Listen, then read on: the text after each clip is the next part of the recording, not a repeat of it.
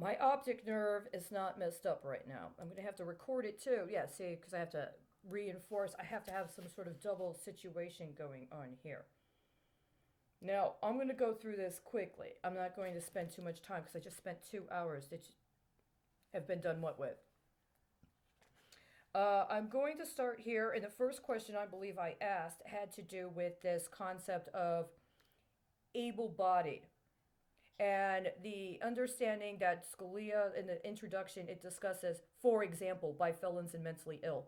And the consideration here was the designation of somebody as mentally ill in order to determine them as being available for disassembly or disabling in order to be kept in a home.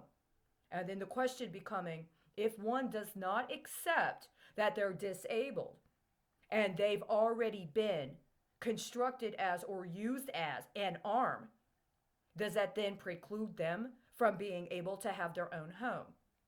And if they are in the home of another but are armed without being disabled, does that then make them available for consideration as a foreign soldier that's being quartered?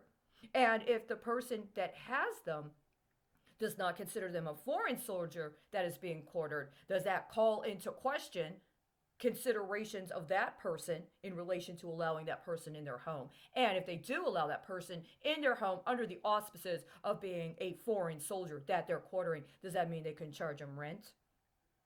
A special kind of rent?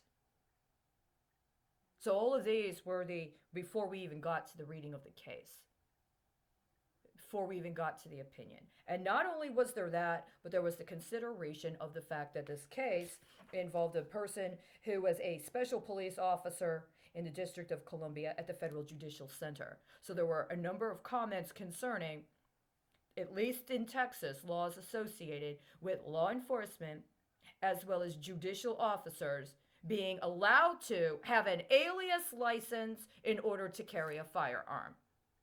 So then the definition of a firearm and considerations of weapons and how they are composed and what does it mean that they are able to have an alias license.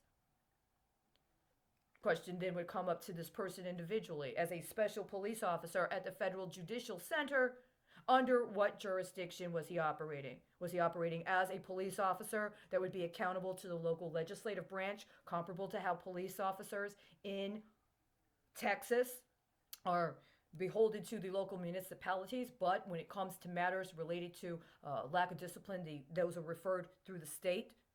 Or are we talking about him being a judicial officer on judicial property, therefore putting him under the jurisdiction of the judiciary? This is important in terms of establishment of property and jurisdiction around property concerning fixed assets upon which designations would be based, because then the questions come up regarding property, including tangible and intangible property, as well as intellectual property. And the primary discussion and the argument was, if people and their intangible property or their intellectual property is used in R&D connected to arms, what kind of compensation are we entitled to?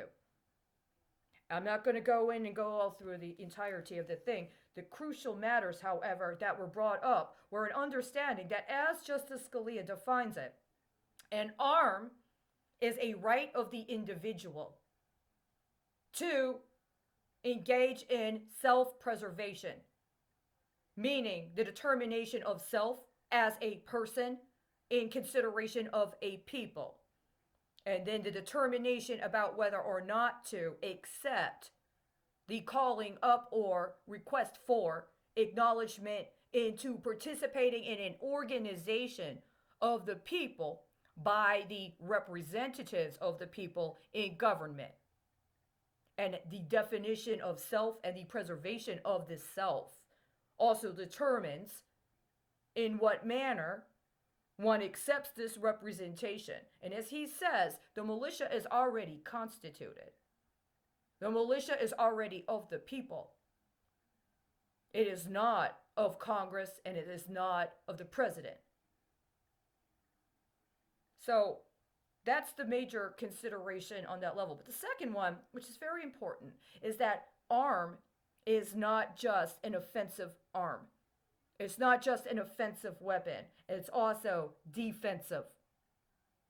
And in the current context, when we are talking about electronic weaponry and cyber weapons and cyber terrorism, then any effort to sabotage us and prevent us from being able to engage in or participate in processes of cyber protection or cyber security is a abrogation of our Second Amendment right. We need to get out of the mindset where we only see the engagement with the Second Amendment from a particularized conceptualization.